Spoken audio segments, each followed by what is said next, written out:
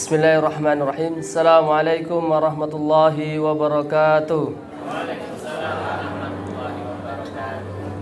Alhamdulillahi ala ihsanih wa syukru lahu ala taufiqihi wa amtinanih. Asyhadu an la ilaha illallah wahdahu la syarika lah ta'ziman li sya'nih. Asyhadu anna Muhammadan abduhu wa rasuluhu ad-da'i ila ridwanih. Allahumma salli wa sallim ala Muhammad wa ala alihi wa sahbihi wa ihwanih.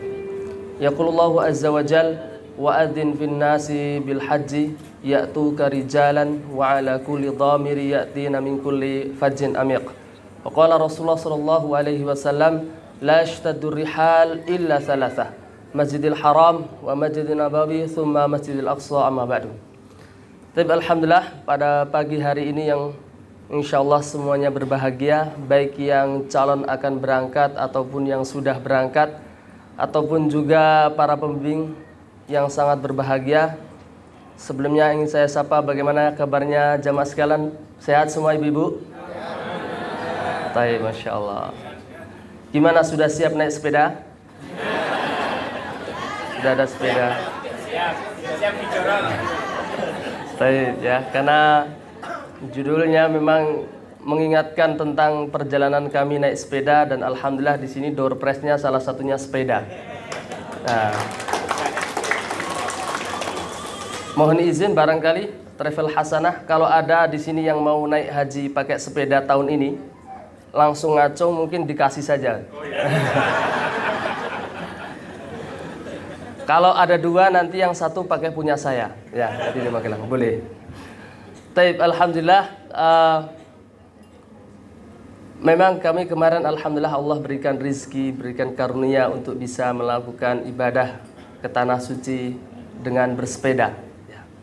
Dan perjalanan yang cukup panjang ya, 8 bulan ya, dari Magelang sampai Mekah, tentu tidak bisa diceritakan ya dengan detail, tapi insya Allah akan kami sedikit berbagi cerita agar kita sama-sama memiliki semangat untuk kembali lagi ke tanah suci.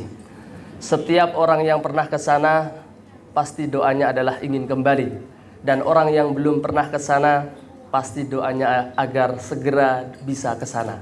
Bukan begitu ibu semuanya? Masya Allah. Tapi satu statement yang ingin saya katakan, bahwa ibadah ke tanah suci ya, perjalanan ke tanah suci ya, adalah ibadah yang perlu diperjuangkan. Setuju atau tidak?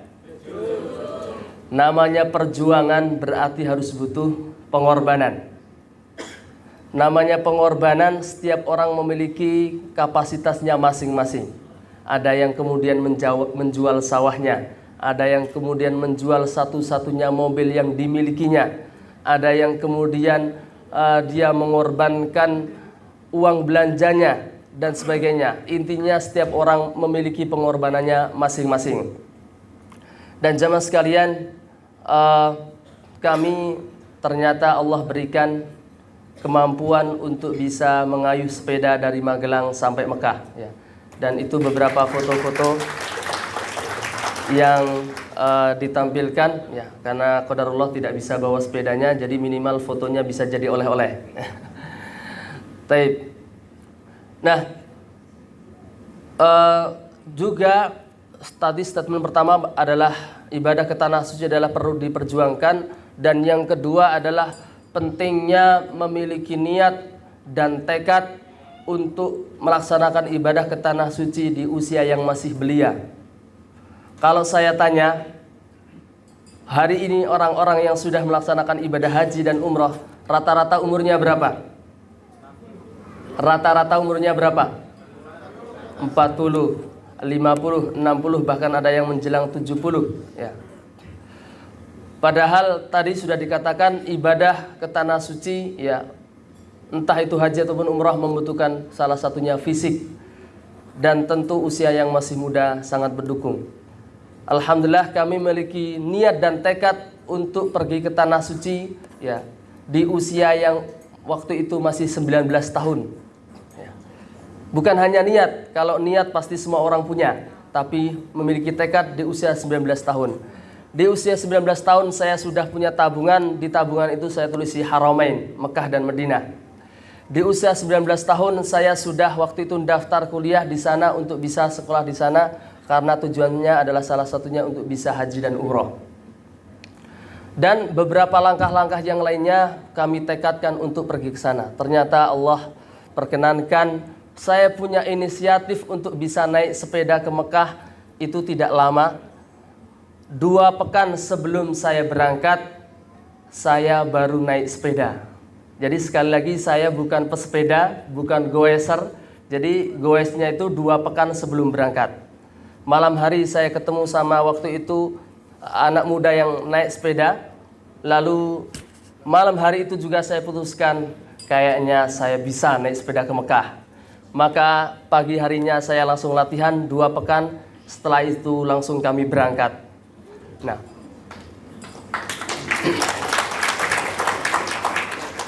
karena 2 pekan persiapan tentu sangat kurang, maka banyak orang yang waktu itu mengatakan mustahil perjalanan saya. Mustahil yang pertama bahwa saya nggak pernah naik sepeda. Mustahil yang kedua bahwa saya tidak pernah keluar negeri. Saya hanya anak pondok pesantren yang biasanya cuma belajar dan mengajar. Dan mustahil yang ketiga saya adalah waktu itu timenya berangkatnya di musim pandemi 2021 4 November. Maka orang mengatakan lengkap ini orang mustahilnya berangkat sampai ke Mekah. Tapi saya waktu itu dari Magelang sampai Jakarta banyak yang membuli saya, mengatakan ini orang nekat, ini mengatakan orang nggak punya persiapan dan sebagainya. Tapi namanya anak muda, justru kalau semakin dibully apakah maju atau mundur? Maju. Kalau anak muda itu kalau sudah yakin wa idza azamta fatawakkal 'ala Allah, pokoknya maju saja sampai mentok. Bahkan saya mengatakan seandainya saya meninggal maka saya insya Allah fisabilillah. Nah, karena 2 pekan semuanya saya pelajari di perjalanan. Pagi hari saya naik sepeda, malam harinya saya browsing. Pagi harinya sampai malam saya bersepeda, malam harinya saya browsing lagi tentang visa, tentang apa lagi. Kemudian saya browsing lagi tentang bahkan semua saya pelajari di perjalanan. Makanya saya mengatakan ya Allah, kalau ini adalah perjalanan pertama saya, maka jadikan perjalanan ini adalah perjalanan yang Kau ridhoi. Dan jadikan setiap kesulitan yang saya hadapi adalah sebagai penebus dosa saya selama ini. Karena saya yakin bahwa selama ini saya jadi hamba yang banyak kurangnya. Saya selama ini menjadi hamba yang banyak dosanya. Maka jadikan setiap kesulitan, setiap kesakitan yang saya hadapi adalah bisa menghapuskan dosa-dosa saya. Dan saya bisa layak menjadi orang yang sampai ke Mekah dan melaksanakan ibadah haji. Dan betul jamaah sekalian, waktu itu pernah kami sakit, ya, pernah ngedrop, ya. Kemudian pernah juga kami mendapati cuaca yang ekstrim, ya. Hujan, kadang hujan, pagi, siang, malam hujan. Dan kami tetap terabas karena pertimbangan kami adalah 8 bulan harus sudah sampai Mekah. Waktu itu kemudian pernah juga kami mendapati kesulitan bikin visa. Dan kemudian juga di masa pandemi begitu banyak persyaratan yang sebelum di pandemi tidak ada. Kemudian di hari itu menjadi ada. Dan masih banyak lagi masalah-masalah yang kami hadapi. Tetapi kami sekali lagi husnudzan bahwa itu adalah salah satu pelebur dosa-dosa kami. Dan waktu itu ketika kami melewati dari Jakarta ke Banten, nyebrang ke Lampung, ya, lewati Sumatera, ya, dan tetap dengan posisi kami yang sendiri, ya. Kadang kami malam-malam mengayuh sepeda sambil hujan-hujanan. Dan waktu-waktu itulah yang saya rindukan sampai saat ini. Saya tidak punya situasi dan kondisi yang dimana saya begitu rindu kepada Allah. Malam hari mengayuh sepeda, kehujanan, dan disitulah kondisinya sendiri. Dan ketika itulah saya mengatakan, ya Allah, dalam kegelapan malam, di bawah rintihan hujan, saya hanya berharap kepadamu bahwa setiap kesulitan yang akan saya hadapi, Engkau mudahkan di baliknya dan kami sampai ke Mekah. Ketika kami masuk di Batam, tertunda lagi 2 bulan. Waktu itu masih pandemi, Singapura, Malaysia belum buka. Berbulan-bulan kami 2 bulan, sekitar 2 bulan mutar-mutar saja Tanjung Pinang, Karimun, ya, sambil kami jualan, ya, sambil kami berbekam, karena itu adalah model survive saya. Selama perjalanan setiap kota kami jualan, kadang menawarkan bekam di setiap masjid-masjid atau di setiap masyarakat yang kami singgahi. Kemudian ketika alhamdulillah bisa masuk Singapura, masuklah saya Singapura, kemudian masuklah Malaysia, masuklah saya Thailand. Sampai di Thailand waktu itu saya dapat problem lagi di Myanmar. Ketika di Myanmar negara konflik tidak bisa kami masuki. Lalu kemudian kami lobby-lobby lagi kepada KBRI dan sebagainya. Ternyata memang tidak bisa. Dan kemudian kami waktu itu hanya pasrah kepada Allah. Ya Allah, sekali lagi permintaan saya tidak banyak.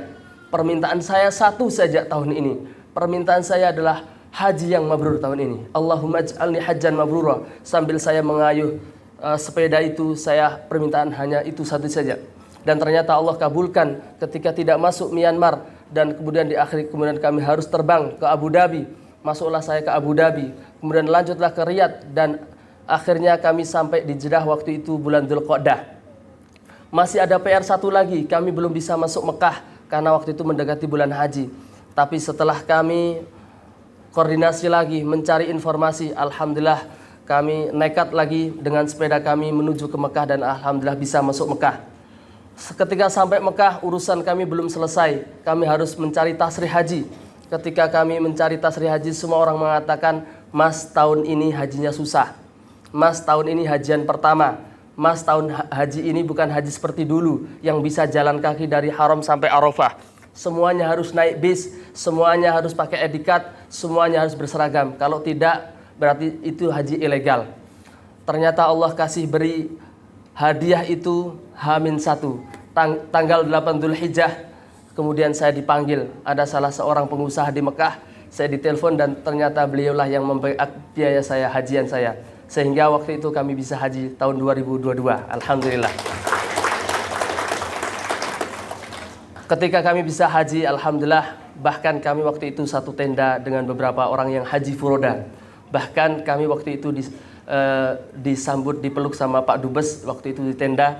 Beliau mengatakan, Mas Fauzan, bahkan saya tidak menyangka Mas Fauzan bisa haji tahun ini. Nah, setelah itu alhamdulillah setelah hajian kami merasa bersyukur. Dan waktu itu artinya apa yang kami minta Allah kabulkan, lalu kami ingin sempurnakan. Kemudian saya lanjut perjalanan menuju ke Madinah. Naik sepeda lagi dari Jeddah ke Madinah itu kurang lebih 3 hari. Kemudian sampai di Madinah saya 8 hari, arba'in orang mengatakan, karena 40 kali sholat. Selanjutnya saya lanjutkan lagi perjalanan ke Jordan. Saya ingin sempurnakan, ya Allah, sebagai rasa syukur saya sudah bisa haji, tolong sempurnakan perjalanan saya menuju 3 masjid yang mulia. Masjidil Haram engkau sudah karuniakan, Masjidil Nabawi engkau sudah karuniakan, dan satu lagi masjid yang mulia yaitu Masjidil Aqsa. La yashtadu rihal illa thalathah. Tidak boleh melakukan perjalanan yang membahayakan, yang menyiksa raga, kecuali 3 masjid. Apa itu? Masjidil Haram, Masjid Nabawi, dan Masjidil Aqsa. Maka kami lanjutkan ke Jordan. Bahkan ada waktu itu cerita yang cukup lucu ketika kami sampai di Jordan. Sampai di Jordan di perbatasan kami sudah dapat visa, tinggal stempel saja. Tiba-tiba orang-orang itu mengatakan, kamu mau naik sepeda ke mana? Saya bilang, mau ke Jordan. Pakai sepeda ini? Iya. Diperiksalah sepeda saya. Dikiranya sepeda saya bermesin. Apakah ini sepedanya ada mesinnya? Saya bilang, tidak ada. Kamu serius mau ke Jordan pakai ini? Saya bilang, iya serius. Saya sudah dari Indonesia. Terus kemudian dia tiba-tiba, sebentar, tunggu dulu. Saya teleponkan polisi, katanya. Loh, ada masalah apa saya? Saya bilang, enggak, tidak ada masalah. Saya teleponkan polisi dulu. Lama dia nelpon polisi, nggak nyambung-nyambung mungkin. Setelah itu mengatakan, kenapa saya nggak boleh masuk, ada masalah apa? Terus dia kemudian, ya Habib, lau anta ta'rif ba'da hadhil bawabah hadha sakhra jami', katanya. Ini setelah pintu negara Jordan ini, nanti semuanya padang pasir. Lah nanti kalau kamu mati di tengah jalan gimana, katanya. Ternyata dia pertimbangkan kematian saya. Lalu saya mengatakan, ya Habib, lau anta ta'rif ana min Indonesia ila huna bihadhihi darajah. Saya sudah dari Indonesia sampai sini pakai sepeda. Masa kamu khawatirkan saya? Kamu masih ragu dengan kemampuan saya? Dia bilang gitu. Terus dia mengatakan, Hada khalas, rajul junun hada khalas, maut katanya. Ini orang gila, biarkan aja masuk dia katanya.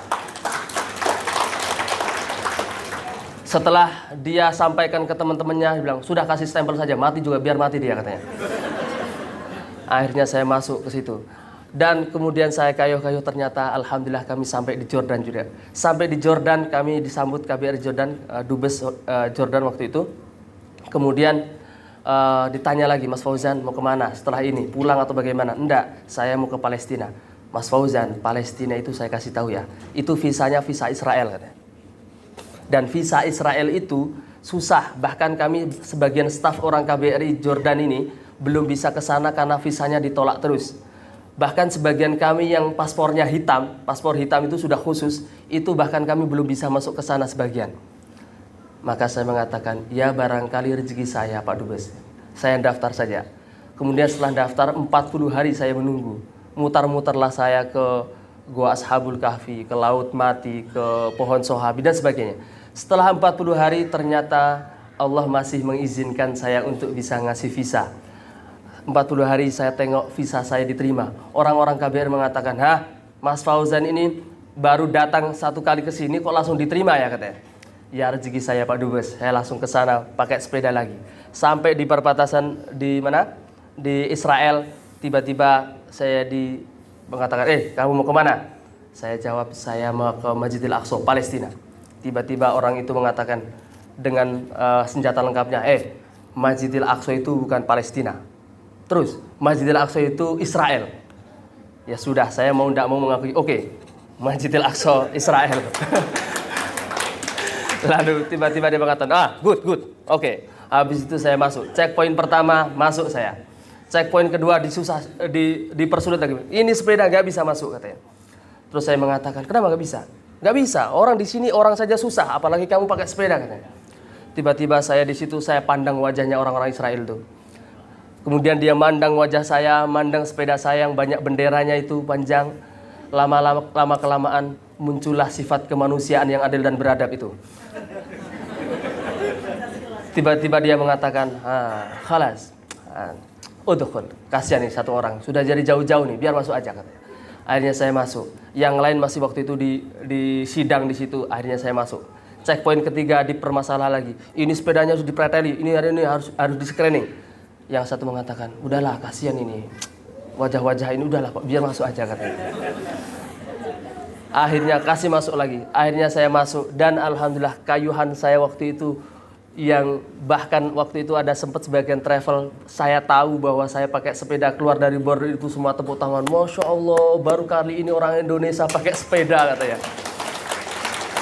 Nah, bahkan waktu itu orang-orang Palestina yang di situ mengatakan, iya saya kayaknya baru tahu ini ada orang Indonesia pakai sepeda lewat border Israel. Jarang-jarang orang seperti ini katanya. Alhamdulillah kami kayuhkan sepeda itu sampai kemudian kami sampai di Masjidil Aqsa Palestina. Ketika kami sampai di Palestina tentu kami sujud syukur dan kemudian kami beberapa hari di sana mutar-mutar di sekitar Masjidil Aqsa, di kota Hebron, di beberapa kota-kota di sekitar Palestina waktu itu, dan bahkan kami bertemu dengan Imam Masjidil Aqsa, salah satu imam besar di sana adalah Syekh Yusuf Hafidhahullah Ta'ala.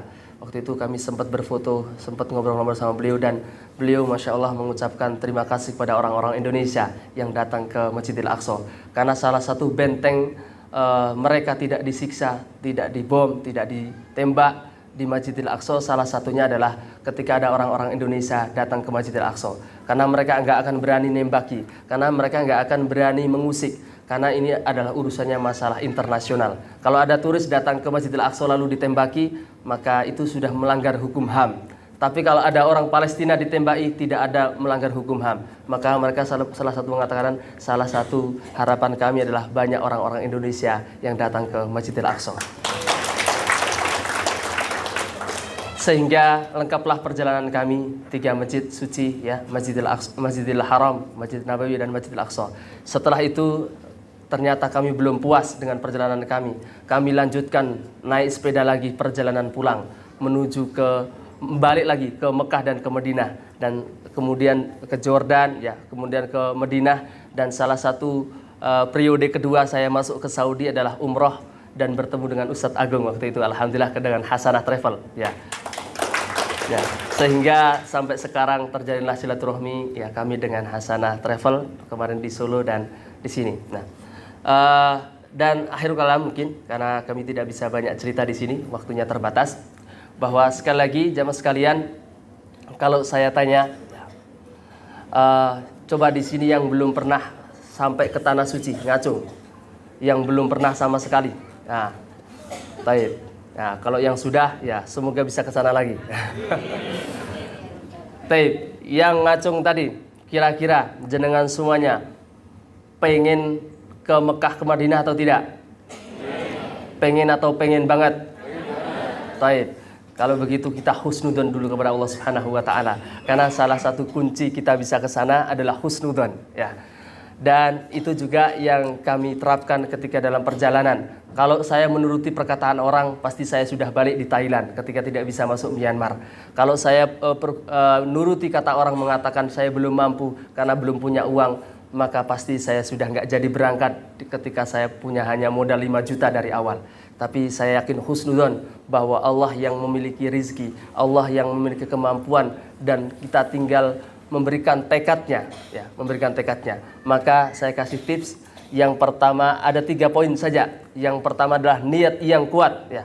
Niat yang kuat itu adalah nanti letaknya sampai himmah. Dan kalau sudah sampai himmah dalam hadis itu, maka kata Allahu hasanatan kamilatan, sebelum dia ternyata belum melakukan ibadah itu, ternyata dia sudah dituliskan pahala yang sempurna. Itu niat yang kuat.